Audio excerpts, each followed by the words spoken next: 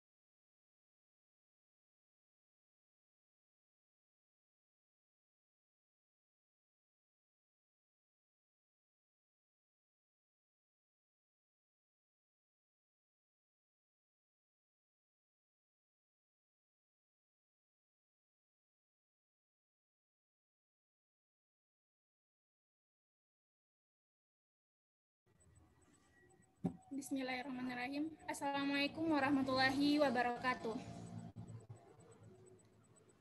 Waalaikumsalam warahmatullahi wabarakatuh. Waalaikumsalam warahmatullahi wabarakatuh. Selamat pagi semua dan salam sejahtera bagi kita semua. Terima kasih saya ucapkan kepada host yang bertugas pada sesi kali ini. Gimana nih kabarnya hari ini Bapak, Ibu, dan teman-teman peserta semua?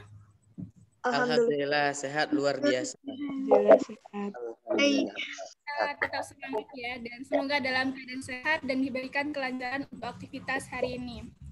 Sebelumnya, perkenalkan nama saya Diana Rahmatika Utami, saya sebagai anggota dari Partnership Koma Indonesia, yang akan memandu sesi diskusi kali ini dengan tema Basic Concept atau konsep dasar dari penelitian selama 2 jam ke depan.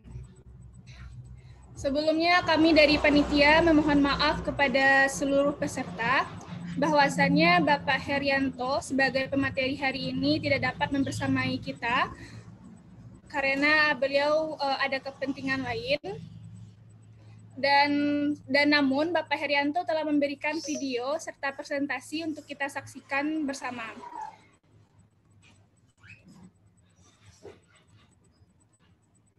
Baik, Kak. Baik, untuk teman-teman ketahui bahwasannya Bapak Herianto merupakan dosen dari STIKIP YAPTI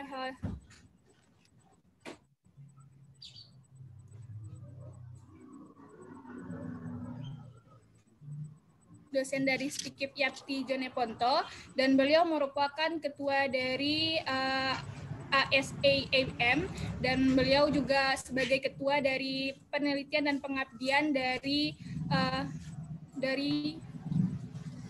STIKIP YAPTI Jonepo, dan sekarang beliau juga sebagai direktur dari Civikail Mahkota Abadi dan sebagai ketua dari Yayasan Al-Studika Indonesia.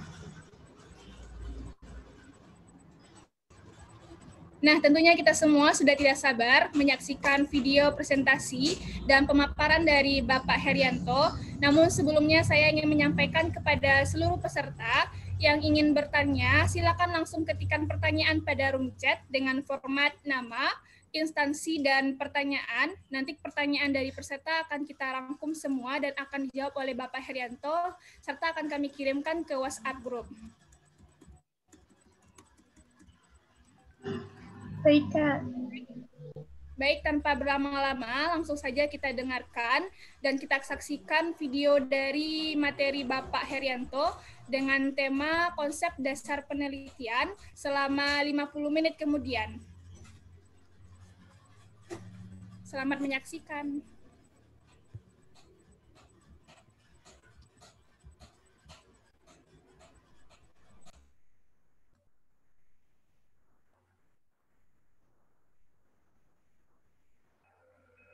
Bismillahirrahmanirrahim. Assalamualaikum warahmatullahi wabarakatuh. Selamat pagi dan salam sejahtera untuk kita semua. Alhamdulillahirrahmanirrahim. Puji syukur kehadirat Allah Subhanahu wa Ta'ala selaku Tuhan yang telah memberikan kita kesempatan untuk bisa berjumpa walaupun dalam ruang virtual seperti ini. Namun mudah-mudahan kita berharap apa yang kita lakukan ini itu bisa memberikan makna dan bisa menjadi hal yang bermanfaat untuk kita semua, khususnya kepada diri saya secara pribadi. Dan pertama-tama saya mengucapkan terima kasih kepada rekan-rekan di Simposium dan yang telah memberikan ruang dan mengundang saya untuk bisa hadir dan berinteraksi dalam materi konsep dasar penelitian ini. Dan permohonan maaf saya kepada rekan-rekan sekalian karena sedianya saya live di Zoom untuk memberikan pengantar dari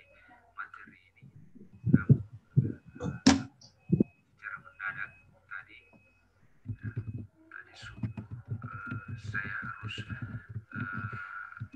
menuju ke daerah yang memiliki sinyal yang kurang baik, sehingga saya mengambil inisiatif untuk merekam materi saya dan mengirimkan kepada panitia. Namun saya berharap itu tidak mengurangi substansi dari apa yang akan saya sampaikan, dan mudah-mudahan untuk proses introduksi tanya jawab itu bisa difasilitasi oleh rekan-rekan panitia, dan mungkin saja kita bisa lanjut dengan ruang yang lain. Konsep dasar penelitian ini, apa itu menjadi penting untuk kita pelajari. Penelitian ini kenapa menjadi penting bagi kita? Walaupun kita ini punya ruang yang berbeda atau punya keahlian yang berbeda, punya bidang ilmu yang berbeda, namun oleh penelitian ini menjadi penting bagi kita semua. Sebab siapapun kita, dengan memiliki kerangka berpikir sebagai seorang peneliti, ya itu sangatlah membantu dalam menyelesaikan berbagai permasalahan yang sedang kita hadapi. Yang kedua, secara umum, mengapa penelitian ini perlu kuasai? Sebab pengetahuan ya, sangat terbatas. Pengetahuan manusia ini sangat terbatas, sehingga banyak hal yang menimbulkan keraguan dan pertanyaan.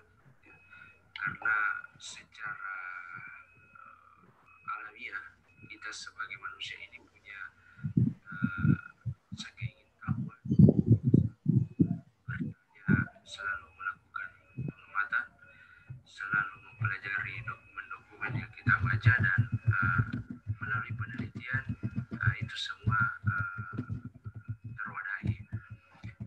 Yang selanjutnya, kita sebagai manusia ini selalu berhadapkan pada masalah yang bukan penyelesaian. Ya, dalam melakukan atau menyelesaikan permasalahan-permasalahan kita sehari-hari, ya itu biasanya manusia melakukan cara-cara tradisional. Ya, ada berbagai macam cara yang dilakukan. Yang pertama itu secara tradisional, ataukah menyelesaikan permasalahan secara turun-temurun, dan orang-orang tua kita sudah melakukan itu. Ya, dalam sejarah itu dijelaskan. Yang kedua, secara dogmatis. Jadi ada dogma agama, masyarakat, dan hukum.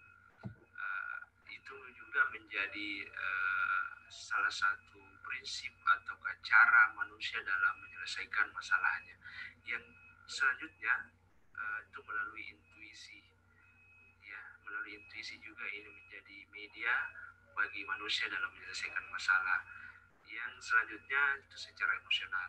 Jadi ada juga manusia yang menyelesaikan masalah, ya, secara umum juga bagi manusia dalam menyelesaikan masalah itu diselesaikan secara emosional dengan menggunakan emosi yang ada dalam dirinya.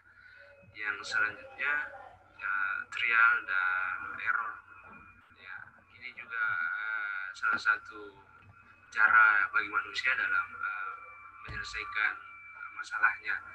Yang terakhir yang menjadi sangat penting, karena ini menjadi metode yang setidaknya mendekati dari kebenaran secara objektif, ya, itu melalui penelitian. Nah, inilah yang akan kita pelajari, ya, karena kita ini sebagai manusia itu selalu merasa tidak puas dan dilingkupi oleh berbagai macam pertanyaan yang harus dijawab.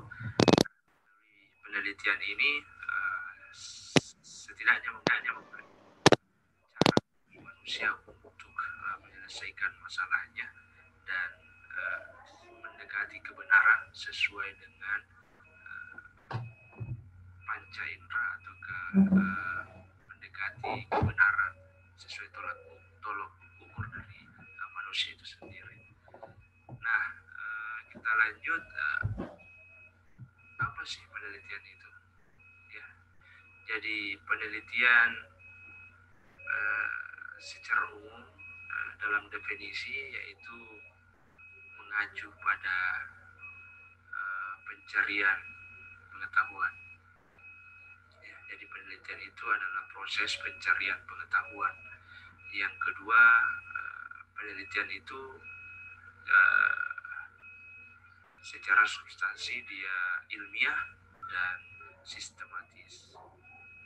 Ya, yang ketiga, penelitian ini juga adalah seni penyelidikan ilmiah.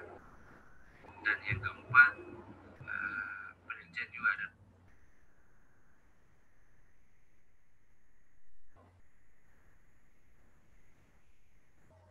cara ilmiah untuk menjawab pertanyaan dan menguji hipotesis atau jawaban sementara.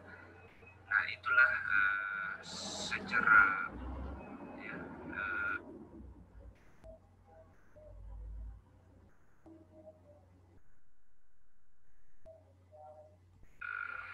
apa yang dimaksud dengan penelitian. Ya, jadi yang namanya penelitian ini ya pada dasarnya itu hasilnya yang kita menyimpulkan dari hasil penelitian kita itu hanya sekedar melihat, ya, tidak menghasilkan sesuatu kesimpulan yang valid. Jadi yang namanya penelitian itu bukan menjadi sebuah kebenaran, mutlak. Hasil penelitian itu bukan menjadi kebenaran mutlak, ya, belum menjadi kesimpulan yang valid. Ya. Dalam artian bahwa kalau kita punya hasil penelitian sebelumnya, itu mungkin saja punya bantah pada proses penelitian setelahnya. Itu tergantung ya dari sejauh mana metode penelitian dilakukan. Jadi bisa saja teori atau hasil penelitian yang ada sebelumnya itu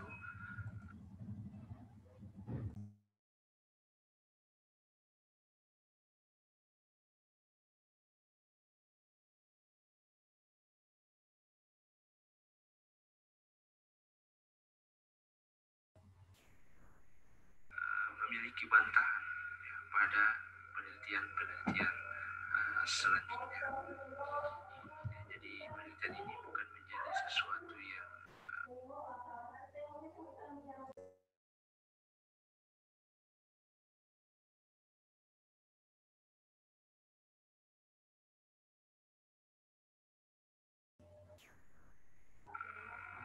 pasti, ya, bukan menjadi kebenaran mutlak, bukan menjadi sesuatu yang sudah berakhir gitu ya. Jadi apa yang kita teliti itu bisa saja dibantah oleh hasil penelitian yang lain. Nah, dalam penelitian ini juga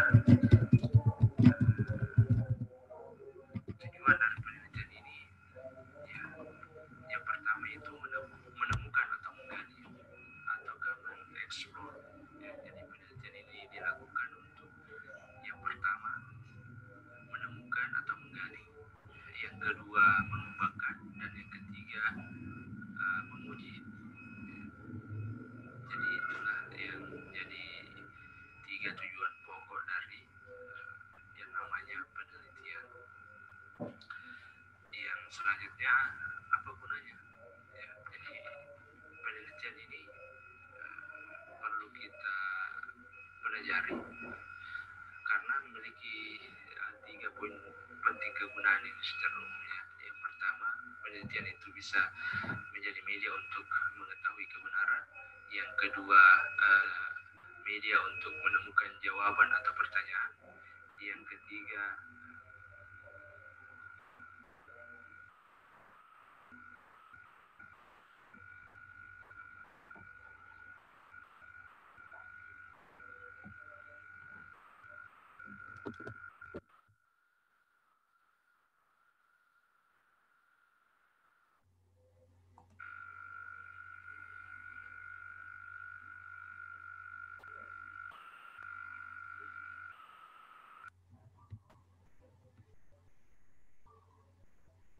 Mohon maaf teman-teman, sepertinya ini dari videonya suaranya tidak jelas. Kita coba play ulang ya.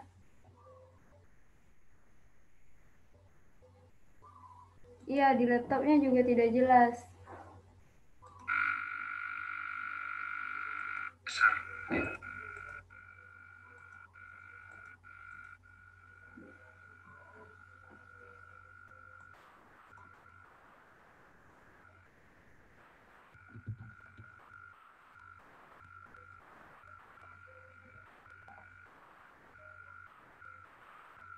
Tujuan dari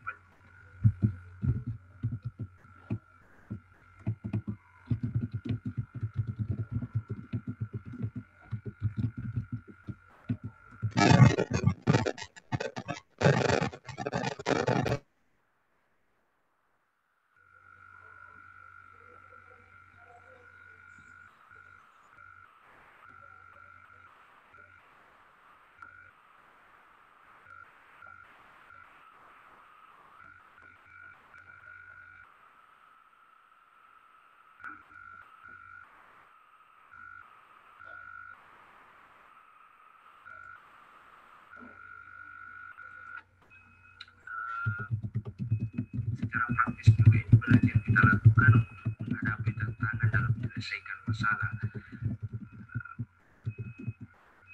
Penelitian ini juga ya menjadi sebuah kegembiraan intelektual atau karya, dan ini yang menjadi titik tekan saya bahwa teman-teman yang mengikuti kegiatan ini mudah-mudahan setelah kita memahami apa yang menjadi dasar dari penelitian ini, saya berharap kita melakukannya secara praktis, bahwa kita ini adalah masyarakat ilmiah, sehingga kita harus memunculkan motivasi ini, ya, kegembiraan intelektual ataukah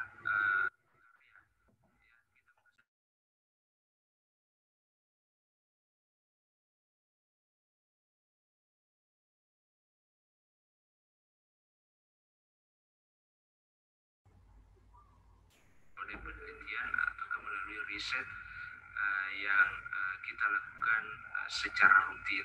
Nah, inilah yang perlu kita timbulkan, kegembiraan intelektual. Yang selanjutnya, penelitian ini juga kita lakukan karena tujuan ingin melayani masyarakat. Jadi penelitian yang kita lakukan ini nantinya bisa berdampak ya kepada masyarakat. Jadi penelitian yang kita lakukan itu sesuatu yang berguna, ya, karena sesuatu yang berguna itu menjadi bagian dari cara kita untuk melayani masyarakat. Yang selanjutnya, penelitian ini kita lakukan untuk mendapatkan rasa hormat tentunya, ya, bahwa hasil penelitian kita atau karya kita itu menjadi sebuah prestise yang perlu mendapatkan penghargaan, ya, dan dari penghargaan itulah yang memberikan kita rasa hormat, ya, bahwa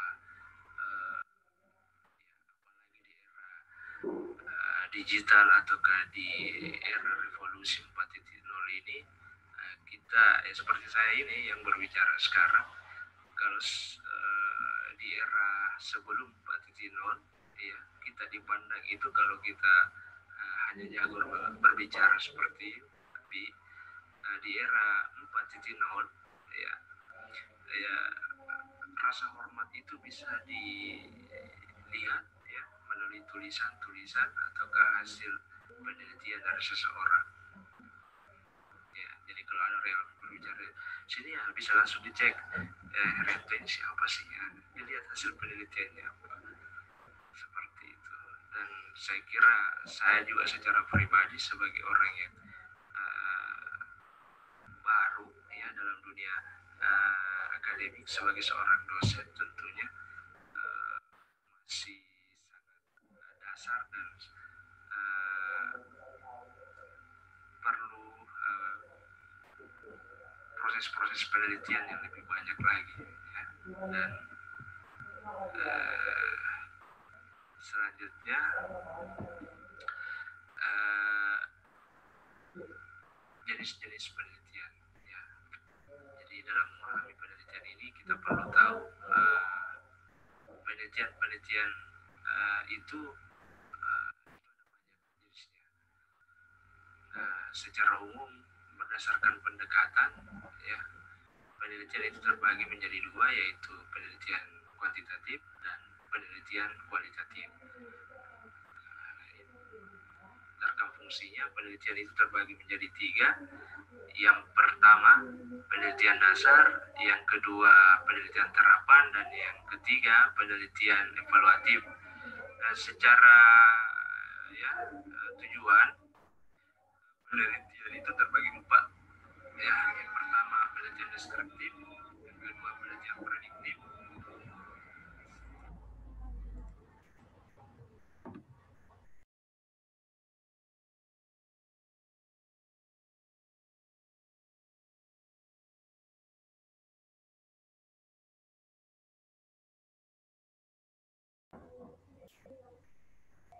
yang ketiga penelitian improduktif, dan yang terakhir penelitian eksplanatif.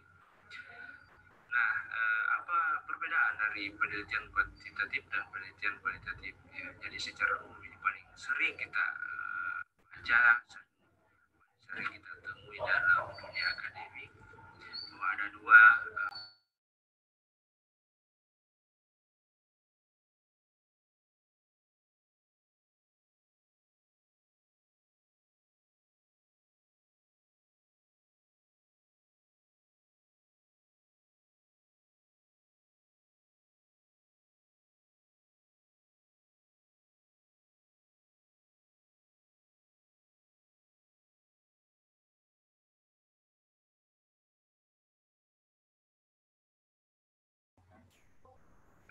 kedua penelitian kualitatif. Inilah perbedaannya. Bahwa penelitian kuantitatif itu berpijak pada konsep positivistik, sedangkan penelitian kualitatif itu berpijak pada konsep naturalistik. Yang kedua, penelitian kuantitatif ini kenyataan berdimensi tunggal, terbatas, dan fix. Sedangkan penelitian kualitatif itu berpijak pada kenyataan berdimensi jamak, kesatuan utuh, berubah, dan terbuka. Yang selanjutnya, penelitian kuantitatif itu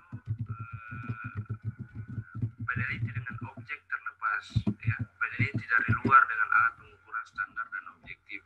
Sedangkan penelitian kualitatif itu peneliti dengan objek berinteraksi, peneliti di luar dan di dalam, peneliti sebagai instrumen, ya, menggunakan judge atau subjektivitas. Jadi penelitian kuantitatif itu terlepas dari proses yang terjadi dalam penggalian data dalam pelaksanaan penelitian. Sedangkan kualitatif yang terpenting adalah peneliti berinteraksi di situ. Jadi ada proses interaksi atau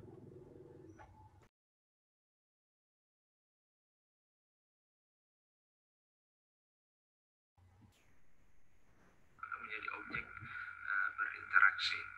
Jadi dalam penyusunan instrumen juga nantinya dalam penelitiannya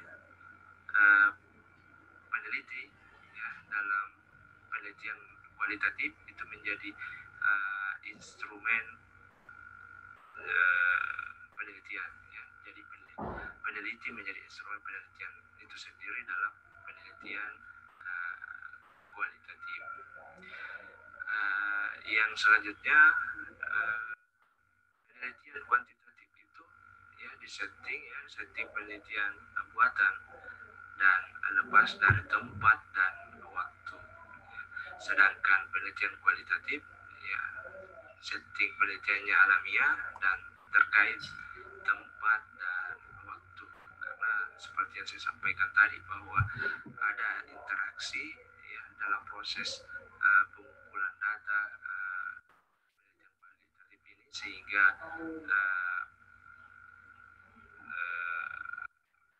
ini terkait dengan tempat dan waktu. Yang selanjutnya, penelitian kuantitatif itu menggunakan analisis statistik, sedangkan penelitian kualitatif itu menggunakan analisis subjektif, intuitif, dan rasional. Jadi dalam penarikan kesimpulan ya, dalam analisis datanya ini, penelitian kuantitatif itu menggunakan statistik ya, jadi menggunakan angka-angka yang didesain sedemikian rupa berdasarkan uji-uji yang ya itu membutuhkan pengkajian tersendiri ya, bagaimana analisis data dalam penelitian kuantitatif atau dengan menggunakan angka-angka ini. Begitupun dengan penelitian kualitatif ya, analisisnya subjektif, intuitif, dan rasional. Jadi dari metode pengumpulan data ya, dari data yang kita dapatkan ya, misalnya data wawancara dan data hasil tes misalnya dalam penelitian kualitatif, itu disimpulkan melalui proses analisis yang intuitif dan rasional. Nah, itulah proses penarikan kesimpulan ya, ataukah dalam proses analisis data. Yang selanjutnya, penelitian kuantitatif itu berupa ya, hasil penelitiannya berupa inferensi, generalisasi, dan prediksi. Jadi penelitian kuantitatif ini itu bisa mengeneralisasi ya, data hasil penelitian yang dilakukan secara kuantitatif ini itu bisa menjadi generalisasi ya, bisa menjadi prediksi ya, sedangkan penelitian kualitatif sendiri ya, penelitiannya berupa deskripsi, interpretasi ya. Jadi tentatif secara situasional, dalam artian bahwa hasil penelitian dari kualitatif ini ya, metode kualitatif ini atau pendekatan kualitatif ini itu tidak bisa digeneralisasi. Jadi misalnya kita ya, ini sebagai sebuah contoh bahwa ya, misalnya kita meneliti tentang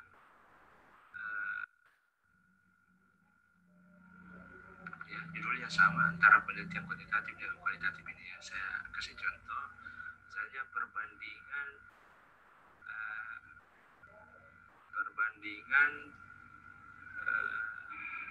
hasil perbandingan proses belajar di rumah antara mahasiswa yang ada di kota dan ada di desa. Jadi kalau misalnya kita pakai pendekatan kuantitatif ya, berarti kita menggunakan hasil tes ya, hasil tes, pengumpulan datanya dengan menggunakan tes, jadi hasilnya nanti angka-angka, dan hasil itu kemudian dianalisis dan menghasilkan sebuah kesimpulan ya, telah diuji hasilnya, dan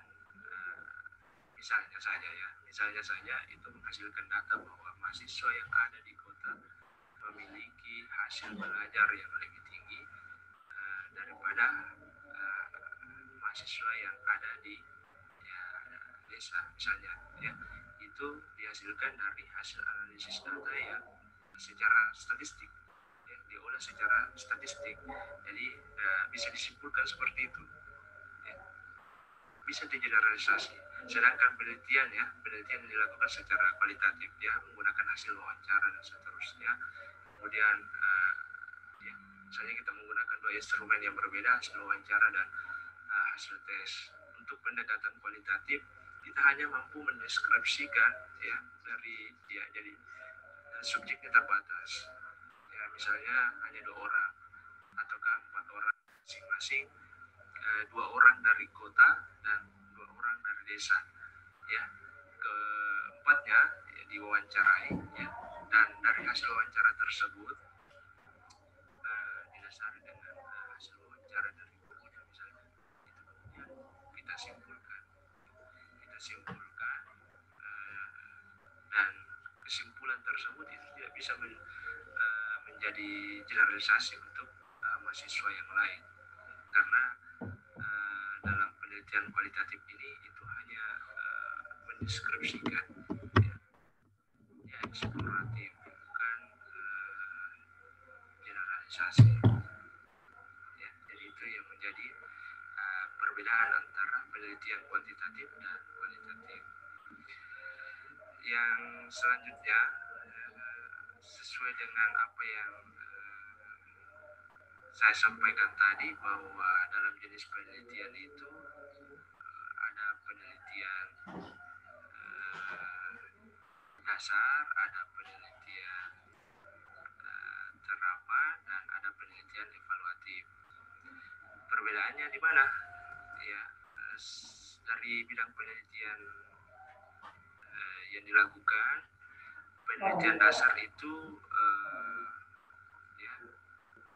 penelitian di bidang fisik, perilaku, dan sosial. Kalau untuk penelitian terapan, ya, itu berada pada level bidang aplikasi, ya, misalnya kedokteran, rekayasa, pendidikan.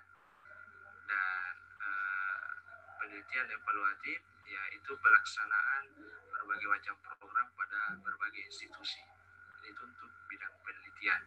Ya, bidang penelitian yang dilakukan itu perbedaannya untuk penelitian dasar, terapan, dan evaluatif. Yang kedua, dari segi tujuan, penelitian dasar menguji teori, menentukan hubungan empiris antar fenomena, dan menegakkan generalisasi. Sedangkan penelitian terapan itu tujuannya untuk menguji kegunaan dari teori dan menentukan hubungan secara empiris.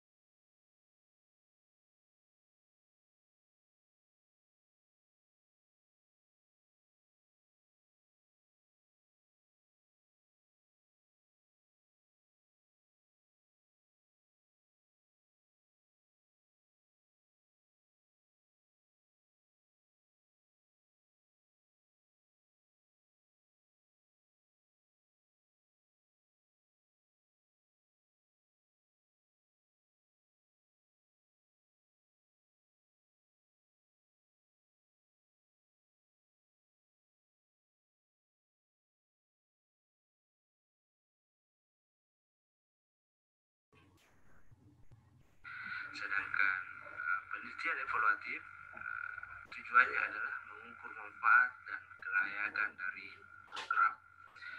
Dan dari segi generalisasi, ya, penelitian dasar ini bentuknya abstrak dan ya, sedangkan penelitian terapan itu dia sifatnya umum, terbatas dalam satu bidang. Ya, itu untuk penelitian terapan. Sedangkan penelitian evaluatif,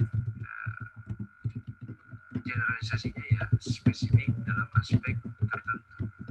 Ya, spesifik dalam aspek tertentu, misalnya kebijakan, persoalan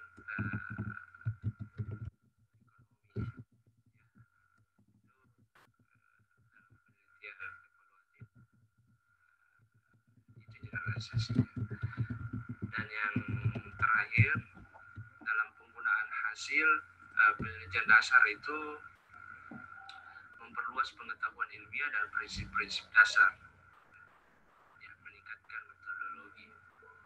Sedangkan penelitian terapan itu menambah pengetahuan dalam bidang tertentu, meningkatkan metodologi dalam bidang tertentu. Jadi ini perbedaan penelitian dasar dan terapan. Penelitian dasar itu dia memang prinsip-prinsip dasar yang diteliti di situ. Sedangkan penelitian terapan itu berada pada aspek tertentu ataukah bidang tertentu.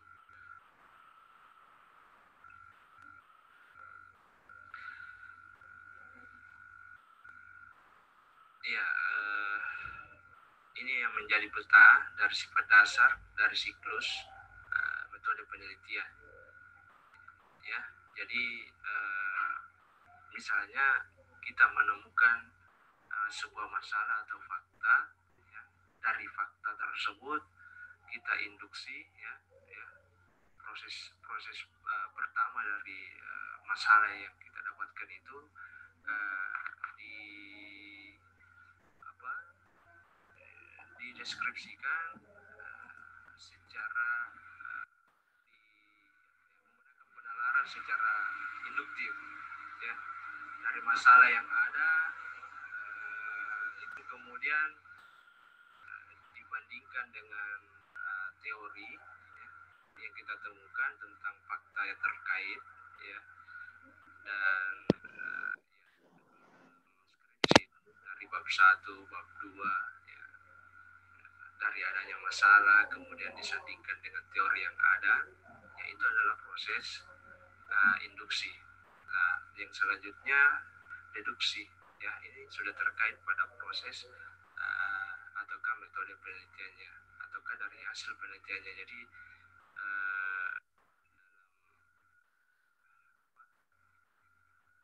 hasil induksi tadi antara masalah dan teori tersebut yang kita bangun, ya, melalui proses induksi, ya, itu kemudian diteliti dan menghasilkan sebuah deduksi, ya,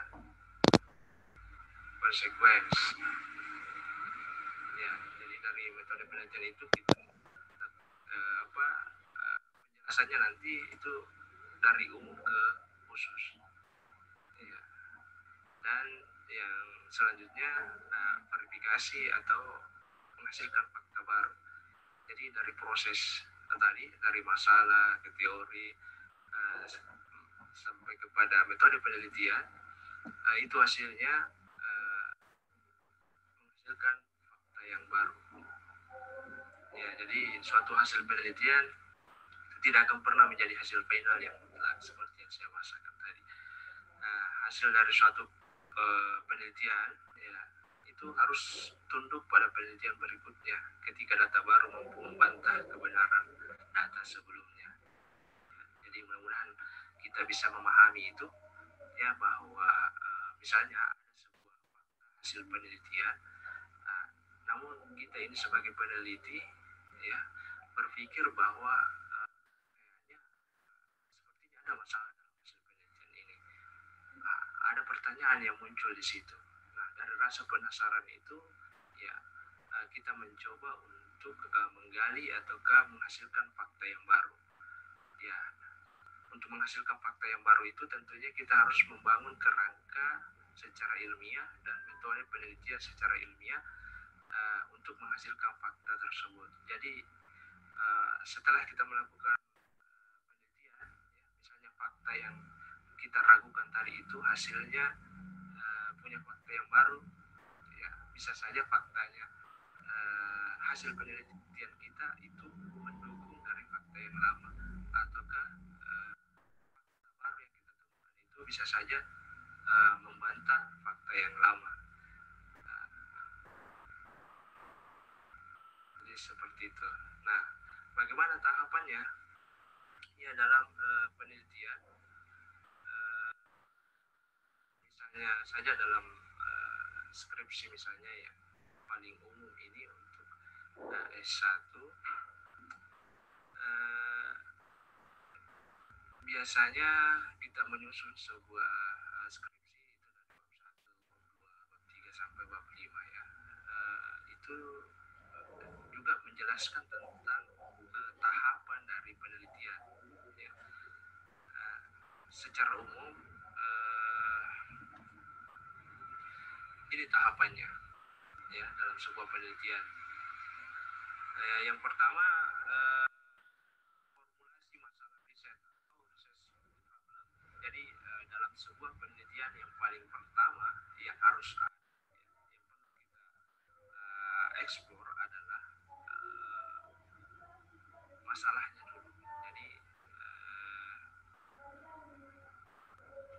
nanti kita akan bahas pada slide berikutnya bagaimana menemukan masalah itu dan bagaimana menemukan ide-ide penelitian itu. Namun secara umum seperti ini ya. Yang pertama ada formulasi masalah riset ya. Jadi riset terkait masalah yang akan kita angkat dalam metode penelitian ini. Yang kedua, konseptualisasi rancangan riset. Jadi setelah ada masalah ya, setelah Mohon maaf, suaranya kurang jelas.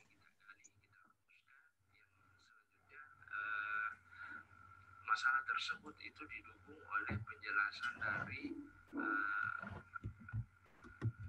teori-teori yang ada ya. Dan dari teori itu kita bisa merancang ataukah mendesain seperti apa riset yang kita akan lakukan ya. Yang selanjutnya konstruksi instrumen untuk pengumpulan data. Jadi setelah masalah itu kita kaji, kita setelah menyusun teorinya dan mendesain seperti apa penelitiannya, proses selanjutnya adalah bagaimana mengkaji tentang instrumen atau alat yang kita gunakan dalam pengumpulan data berdasarkan desain penelitian yang kita sudah susun. Jadi ini juga menjadi penting dalam penggunaan instrumen ini karena kita harus memilih instrumen yang mana yang paling yang paling akurat untuk kita pakai dalam proses pengumpulan data ya, dalam penelitian kita. Yang selanjutnya setelah kita menentukan instrumen itu ya, kita juga perlu tahu ya, seberapa besar ataukah kita secara spesifik menentukan sampelnya, sampel dari penelitian kita. Jadi dalam penelitian kuantitatif ya, kita kenal dengan teknik sampling ya. Jadi misalnya kita punya populasi penelitian yang besar, ya itu tentunya kita harus punya riset tentang sampel itu ya, sejauh mana atau seberapa besar sampel yang kita gunakan ya, itu ada metodenya tersendiri dan mungkin itu butuh kajian lebih dalam lagi ya, butuh satu materi tersendiri dalam bagaimana meriset sampel itu ya. Yang selanjutnya, tahapan selanjutnya adalah menulis usulan penelitian. Jadi setelah kita menyusun dari awal, dari masalah, teori, desain penelitian, terus kita sudah punya sampel dan punya instrumen penelitian yang digunakan dalam pengumpulan data. Yang selanjutnya ya kita susun usulan penelitian itu ya, kita susun secara sistematis. Dan setelah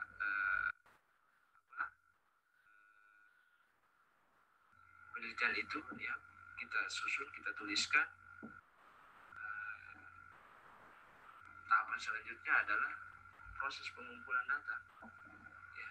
Jadi gambaran umumnya kalau misalnya kita di S1 ya, studi S1, usulan penelitian ini itu biasanya dalam bentuk proposal penelitian.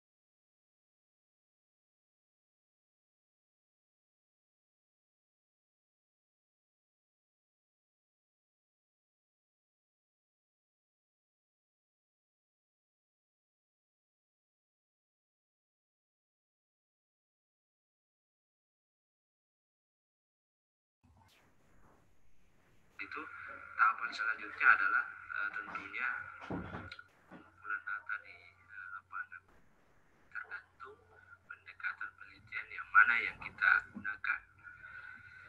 Yang selanjutnya, tahapan selanjutnya setelah data terkumpul ya, data tersebut kita olah ataukah melalui proses analisis data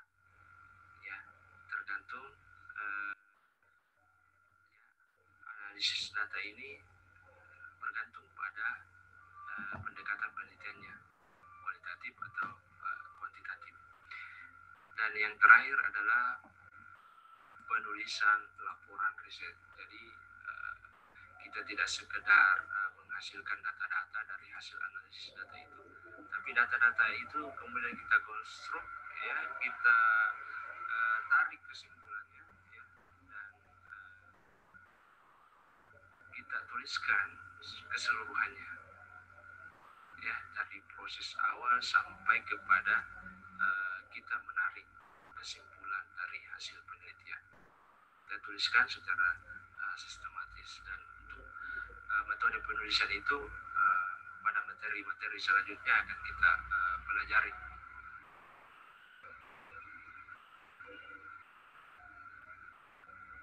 Nah, yang kita bahas tadi itu secara konseptual, ya. Jadi yang paling susah, ya, sebenarnya bagi kita ini adalah bagaimana memulai penelitian, karena banyak orang yang bilang, ya, bahwa langkah 1000 itu ditentukan oleh langkah pertama, dan yang paling berat biasanya itu ya di langkah pertama ini.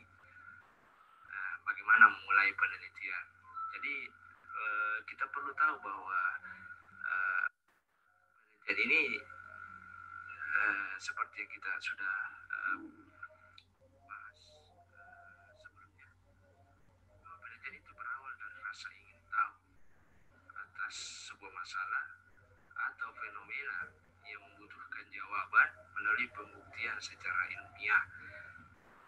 Ya, jadi yang pertama-tama yang harus kita lakukan dalam memulai penelitian ini, ya, timbulkan rasa ingin tahu itu dalam diri kita, ya.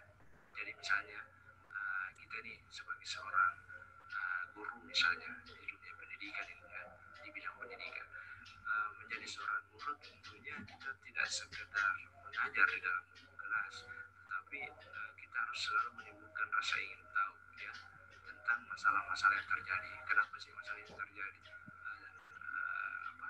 Mengapa seperti ini? Jadi ditimbulkan rasa ingin tahu itu, ya, dimanapun bidang kita, ya. Rasa ingin tahu itu terkait dengan masalah-masalah yang ada di sekitar kita, ya, itu perlu kita munculkan, dan melalui rasa ingin tahu itu kita membutuhkan pembuktian secara ilmiah, ya, untuk mendapatkan jawabannya.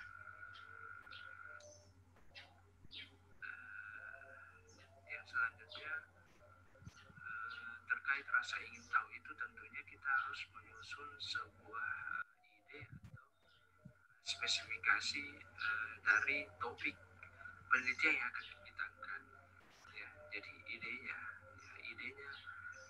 yang perlu kita konstruk itu, ya, ide penelitiannya, ini juga yang kadang menjadi masalah bagi kita. Nah, secara ada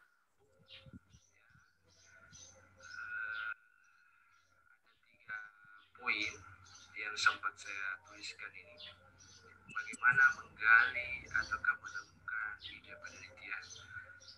Yang pertama, saya saran pada teman-teman sekalian untuk banyak-banyak menemukan ataukah membaca hasil-hasil penelitian dari orang lain itu, ya, dari paper misalnya, ya, dari jurnal-jurnal ilmiah, ya, dari situ, dari hasil-hasil penelitian orang. Setelah kita membaca, itu biasanya kita punya banyak referensi, ya. Dengan banyak membaca, tentunya kita akan punya banyak referensi dan akan punya banyak masalah, ya. Karena ide penelitian itu berawal dari masalah, ya, kita harus punya banyak masalah. Dan untuk mendapatkan masalah-masalah itu, ya, kita harus banyak membaca, ya. Dan kita tidak sekedar membaca, tapi membaca hasil-hasil penelitian orang, ya. itu melalui paper atau jurnal ilmiah, dan untuk penelusuran itu ada materinya tersendiri nanti ya. Dan yang kedua, selain kita rajin membaca artikel dari penelitian orang, salah satu cara juga untuk mendapatkan ide penelitian adalah mengunjungi tempat-tempat yang ada, ya, tempat-tempat yang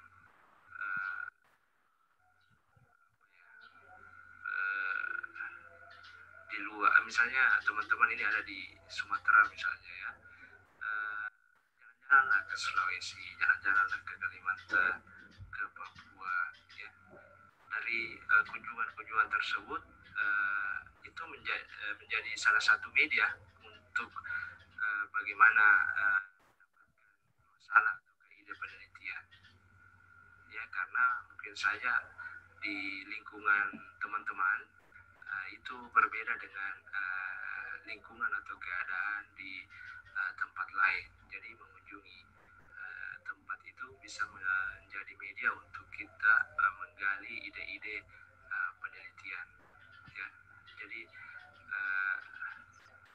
rasa ingin tahu itu yang kita bawa ya, kita kunjungi tempat ya, kita selalu bertanya ya, istilahnya to show, melihat, bertanya ya. Yang terakhir, salah satu media untuk menemukan ide penelitian itu yaitu melalui page atau medsos. Page ini ya, misalnya saja OSM ya, akademia, dan itu bisa menjadi media untuk kita menemukan ide-ide penelitian ya, walaupun ya itu dibawa dari jurnal ya, karena ini merupakan pendapat-pendapat dari orang, tapi itu bisa saja menjadi sebuah pertanyaan penelitian yang bisa menjadi gagasan untuk kita teliti ya. Jadi medsos juga itu ya, kalau kita gunakan secara baik ataukah gunakan secara bisa berdampak positif juga ya. Jadi media sosial itu status-status orang, misalnya status-status teman-teman kita yang punya banyak pertanyaan ya, itu juga bisa menjadi pertanyaan penelitian yang selanjutnya kita bisa bawa ke ranah ilmiah ataukah penelitian ini ya. Jadi level di atas penelitian banyak gagasan penelitian ya, tentunya teman-teman harus berteman dengan orang-orang yang bergelut di wilayah itu. Jadi teman-temannya ya bukan teman-teman yang lebih banyak mengunggah status galau ya, tapi yang punya atau mengunggah ilmiah gitu. Jadi itu gambaran untuk bagaimana menemukan ide penelitian ini, dan mungkin di kesempatan yang lain ada materi yang mengangkat tentang bagaimana menggali ide-ide penelitian ini lebih dalam.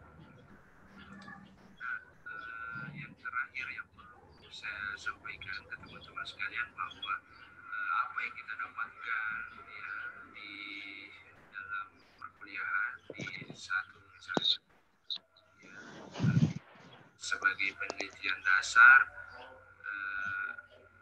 itu biasanya kita atau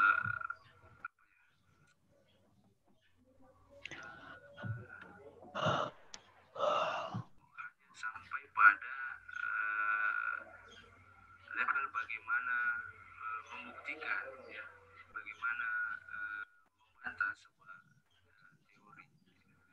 Tapi saya berharap setelah kita melakukan kegiatan ini, teman-teman itu bisa berangkat ke inovasi. Ya. Bahwa inovasi ini adalah menurut saya itu menjadi level di atas penelitian dasar. Ya. Jadi nantinya saya berharap kepada rekan-rekan sekalian bagaimana menciptakan inovasi-inovasi dari hasil riset yang kita lakukan. Nah, bagaimana inovasi ini kita bisa lakukan? Ya, dalam penelitian kita harus munculkan kebaruan atau novelty dari penelitian kita, atau sering kita dengar dengan istilah state of art-nya ya, dari penelitian kita. Dan itu juga membutuhkan ruang tersendiri untuk membahas tentang bagaimana memunculkan kebaruan dalam penelitian kita. Dan yang kedua, bagaimana kegiatan kita ini, kegiatan riset yang kita lakukan ini, ya, itu bisa menghasilkan produk ataukah teknologi tepat guna. Dan pemerintah saat ini saya rasa sangat fokus dalam pengembangan inovasi ini. Itu terbukti dengan pemerintah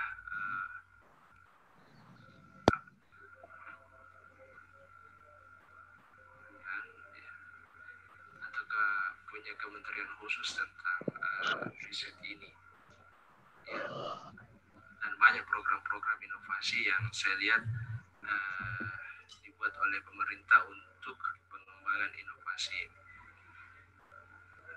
Saya rasa itu yang menjadi pengantar bagi kita untuk materi pengantar dasar tentang penelitian. Dan saya sekali lagi memohon maaf kepada teman-teman sekalian karena tidak bisa bergabung secara live di Zoom, dan mudah-mudahan kita punya ruang nantinya untuk bisa berdiskusi. Dan saya ucapkan selamat untuk teman-teman sekalian yang mengikuti kegiatan dari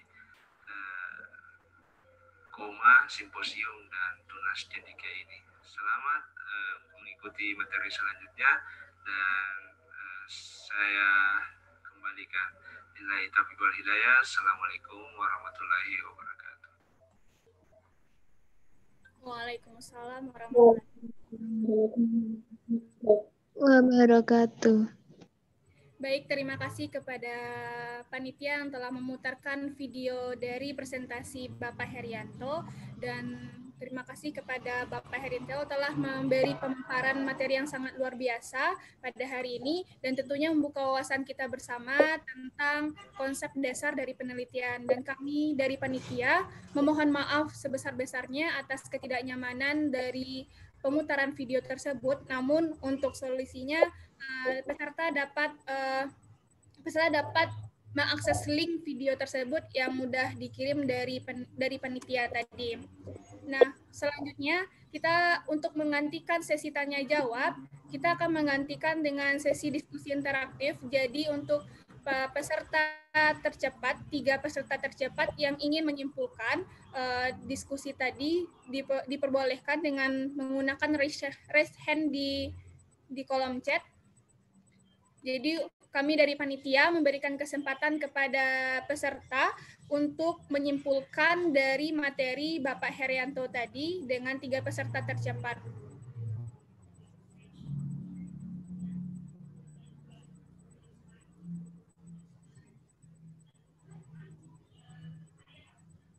Baik, apakah ada peserta yang ingin menyimpulkan materi dari Bapak Herianto tadi? Untuk 3 peserta tercepat mengajukan raise hand, boleh dipersilakan. Untuk pertanyaan sudah ada 19 pertanyaan yang masuk. Itu ada beberapa, yang pertama dari Agresi Kinasi Universitas Gajah Mada, lalu dari Ocha Trirosanti Universitas Andalas, dan Aprema dari UIM, lanjut kepada Munira di Universitas Negeri Padang, sampai ada 19 pertanyaan yang masuk. Insya Allah nanti pertanyaan yang masuk akan kami koordinasikan dengan pemateri Bapak Herianto dan akan kami kirimkan melalui WhatsApp group. Baik, apakah dari peserta ada yang ingin menyimpulkan materi dari Bapak Herianto tadi?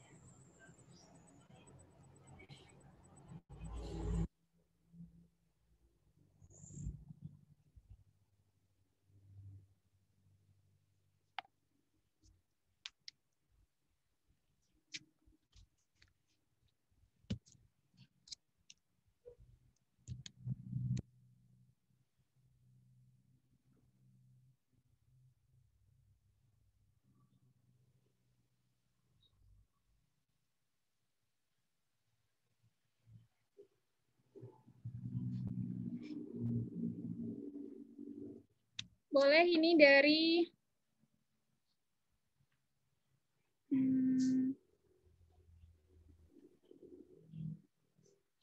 Raihan, boleh Raihan dari maaf sebelumnya dari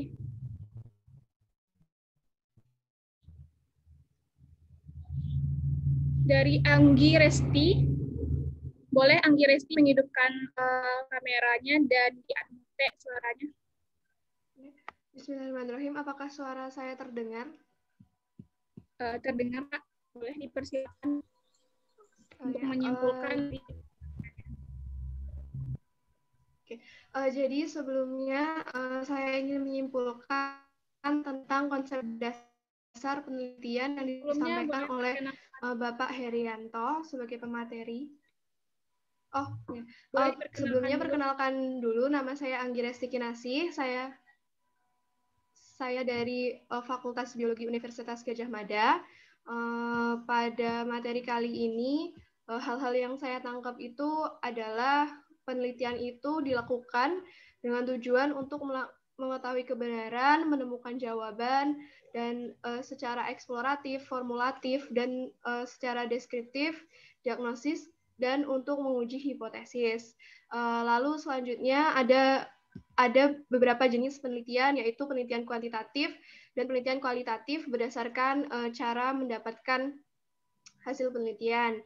Kalau penelitian kuantitatif berpijak pada konsep positivistik dan kenyataan berdimensi tunggal, terbatas, dan penelitian dengan objek ini terlepas, terus penelitiannya dari luar dengan alat pengukuran standar dan bersifat objektif.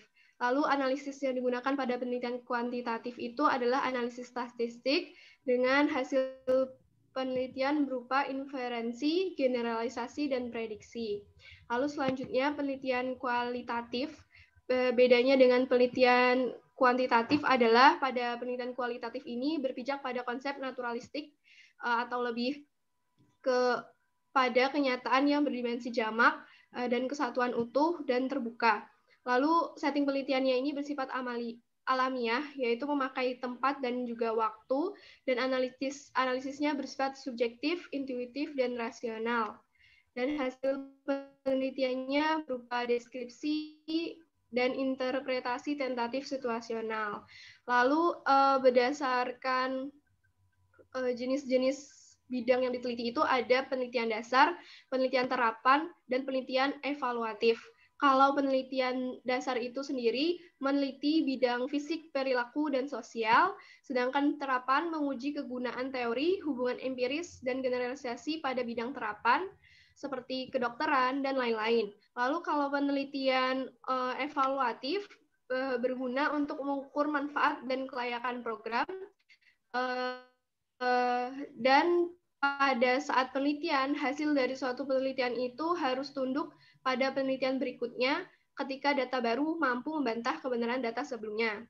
Selanjutnya, pada penelitian itu juga harus ada yang namanya inovasi, yang berupa novelty atau kebaruan, atau state of art dengan produk yang tepat guna. Sekian dari kesimpulan yang dapat saya tangkap. Mungkin ada kurangnya dan bisa ditambahkan oleh teman-teman yang lain. Terima kasih. Wassalamualaikum warahmatullahi wabarakatuh. Waalaikumsalam warahmatullahi wabarakatuh. Terima kasih kepada Kak Anggresti. Kita lanjut ke peserta kedua, itu dari Kak Intan Erianti. Ini boleh Kak Intan Erianti ini untuk menghidupkan mikrofonnya.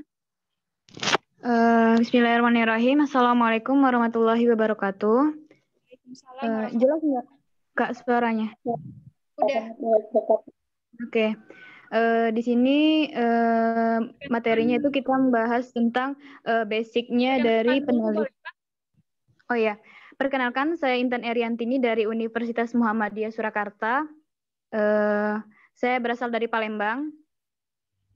Berdasarkan materi yang dipaparkan tadi itu kita membahas tentang basic-basic atau jenis-jenis penelitian itu bagaimana sebelum kita menuju bagaimana membuat kerangka-kerangka penelitian itu. Nah, di dalam penelitian itu ada tujuan penelitiannya itu yaitu biar kita dapat mendapatkan gelar. Lalu adanya tantangan dalam menyelesaikan masalah karena kan kita tujuan meneliti itu adalah adanya masalah lalu diselesaikan.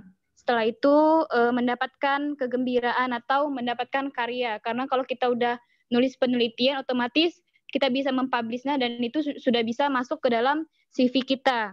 Setelah itu dapat juga berguna untuk masyarakat dan juga mengangkat kayak pribadi kita bahwa kita tuh kalau udah punya karya penelitian itu sudah otomatis itu sudah lebih dari orang-orang yang belum mempunyai karya penelitian yang lain kalau di bidang pendidikan maupun bidang pekerjaan. Lalu ada penelitian itu jenisnya ada dua, yaitu kuantitatif dan kualitatif. Perbedaannya itu kalau misalnya di kuantitatif itu lebih ke positivistik dan juga dia itu sifatnya lebih terbatas. Tapi kalau misalnya di kualitatif itu sifatnya itu terbuka. Lalu dia tuh biasanya mengkaitkan antara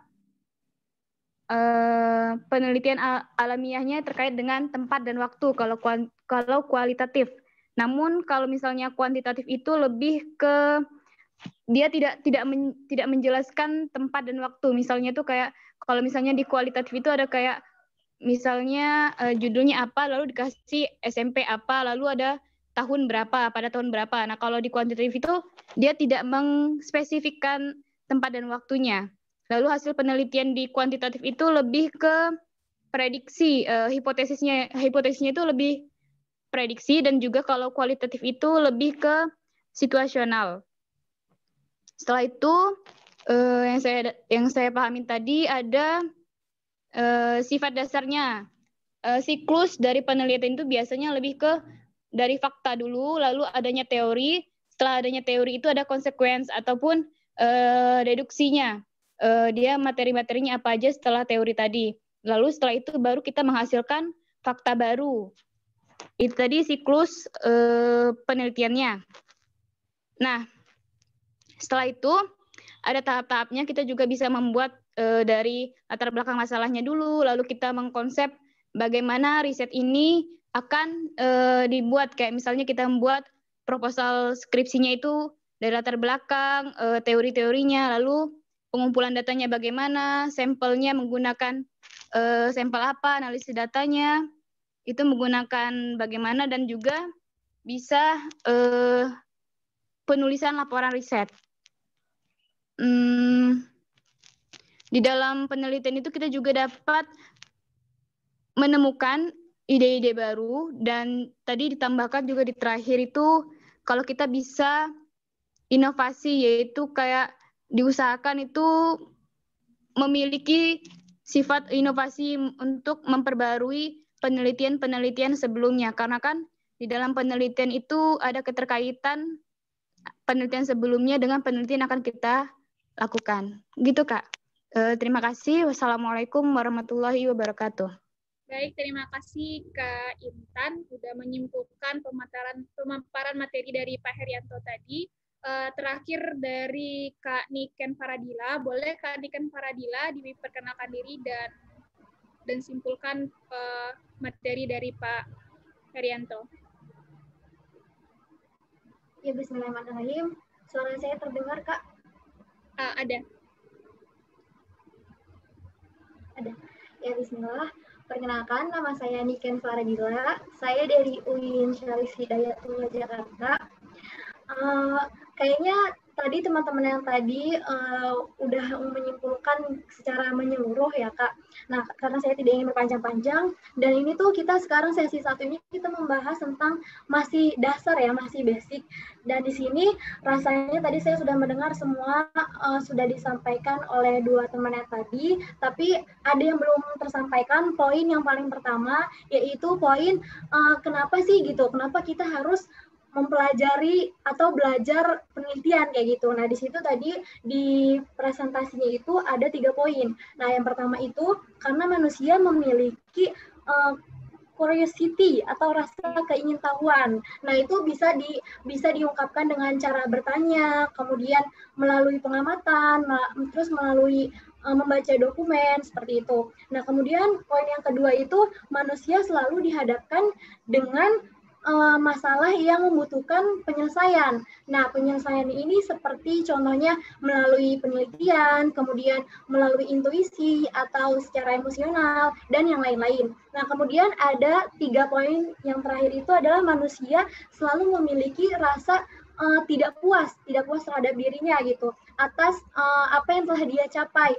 Seperti contohnya haus ilmu. Nah, kalau misalnya kita haus ilmu kan kayaknya butuh penelitian kayak gitu. Nah, kenapa? Jadi di poin ini, 3 poin ini nih mengajarkan kenapa kita tuh harus belajar penelitian kayak gitu. Gitu aja sih Kak kesimpulan dari saya. Terima kasih. Baik, terima kasih Kak Niken. Sangat luar biasa ya, udah lengkap dari peserta dari Kak Anggi, lalu Kak Intan, lanjut tadi dari Kak Niken penambahannya. Mungkin itu kesimpulan dari materi Pak Haryanto. Nah, untuk selanjutnya, untuk pertanyaan yang udah masuk itu ada 23 pertanyaan. Yang pertanyaan terakhir kami terima dari Kak Rocky Irwan. Nah, ini mungkin pertanyaan terakhir. Kalau andai kata teman-teman yang masih ingin bertanya, boleh disampaikan di room chat dengan format nama, instansi, dan pertanyaan.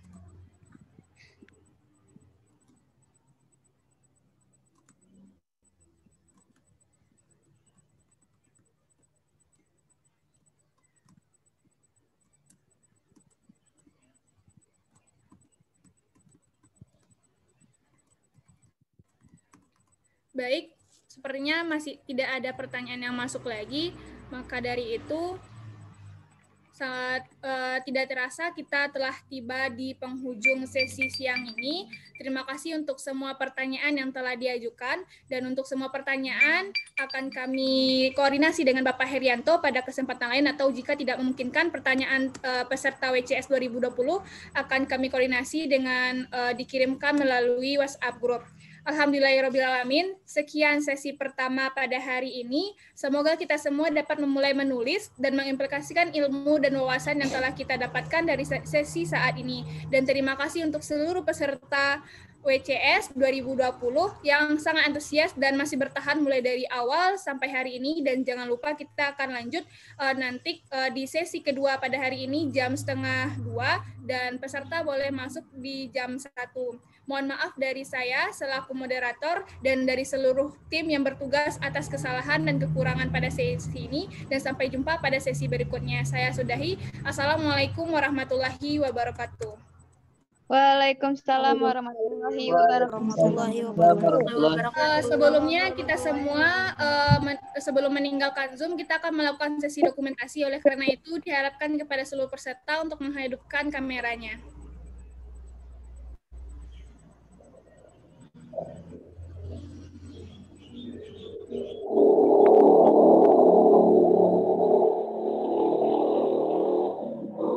Baik, untuk dokumentasi Unia ini Unia Viva.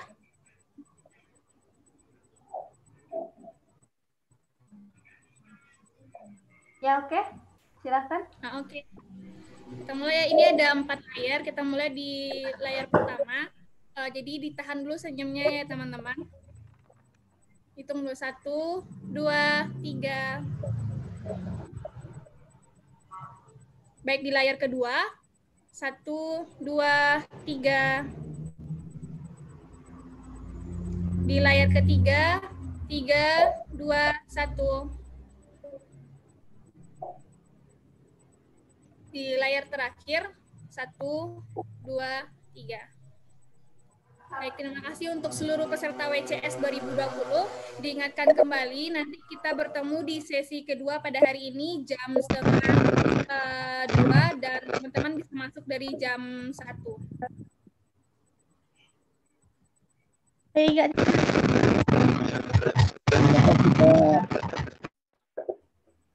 Baik, peserta boleh live dari Zoom. Sudah dipersilakan.